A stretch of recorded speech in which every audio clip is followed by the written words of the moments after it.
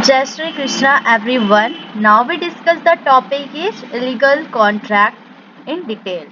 It is a contract which the law forbids to make. Illegal contract एक ही contract होता है, ये भी एक तरह के कॉन्ट्रैक्ट ही होते हैं जो लॉ मना करता है, सीधा सीधा मना करता है ऐसे कॉन्ट्रैक्ट करेंगे तो वो इलीगल होगा। फॉरबिड्स का मतलब है मना करना।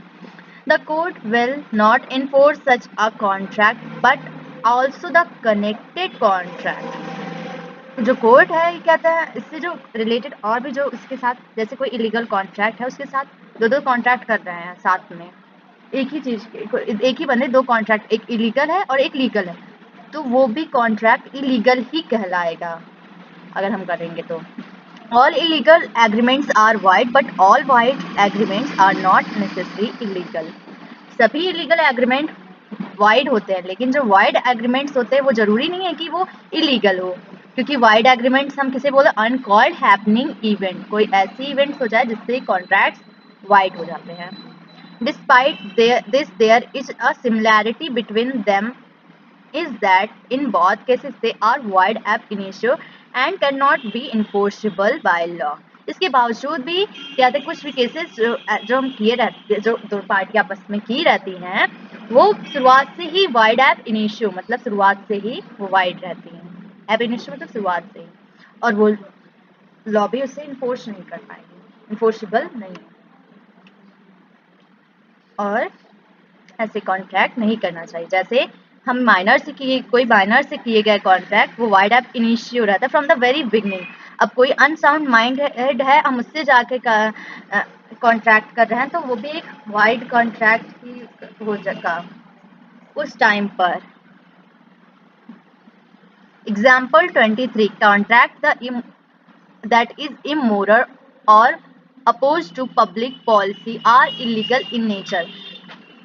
देखो ऐसे कॉन्ट्रैक्ट जो कहते हैं सोसाइटी की नज़र में सही नहीं है, मतलब कि ऐसी कोई कॉन्ट्रैक्ट हो जो सोसाइटी की नज़र में सही ना हो, हम वैसे अगर कॉन्ट्रैक्ट करेंगे तो वो इलीगल हो गया। जैसे ड्रग्स एक सोसाइटी की नज़र में इलीगल है, अब हम चोरी छुपे क्या तो ड्रग्स की डीलिंग करते हैं, वो एक तरह का वाइड कॉन्ट्रैक्ट ही रहेगा, वाइड एब इनिशियो होगा।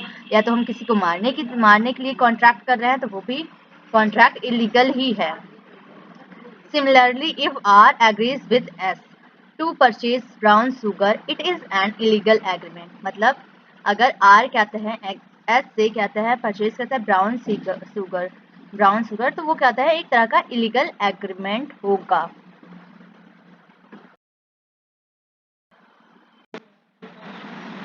According to Section 2G of the Indian Contract Act, an agreement not enforceable by law is a void.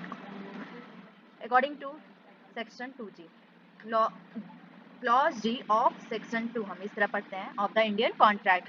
कोई भी कॉन्ट्रैक्ट जो कहते हैं वाइड है, enforceable by law is wide. कोई भी कॉन्ट्रैक्ट जो कहता है लॉ के द्वारा इन्फोर्सेबल नहीं है वो वाइड कॉन्ट्रैक्ट कहलाएंगे। The act has specified various due to which agreement में be considered as a void agreement. कुछ ऐसे भी फैक्टर्स होते हैं जिसके कारण से कॉन्ट्रैक्ट वाइड हो जाते हैं। कंसीडर मतलब मान लेना। One of these factor is unlawfulness of object and consideration of the contract is illegality of the contract which makes it void. Object का मतलब यहाँ पे क्या होता है, पर्पस, और अनलॉफुलनेस, जब लॉ जो कहते हैं अनलॉफुल कोई कॉन्ट्रैक्ट जिसका अनलॉफुल पर्पस हो, कि ऐसे कॉन्ट्रैक्ट जो इलीगल हो और कंसिडरेशन भी उसका अनलॉफुल हो, तो वैसे कॉन्ट्रैक्ट ही वाइड कहलाएंगे शुरुआत से, from the very beginning. The illegal and wide agreement differ from each other in the following respect. हम ये टॉपिक नेक्स्ट वीडियो में पढ़ेंगे। Thank you.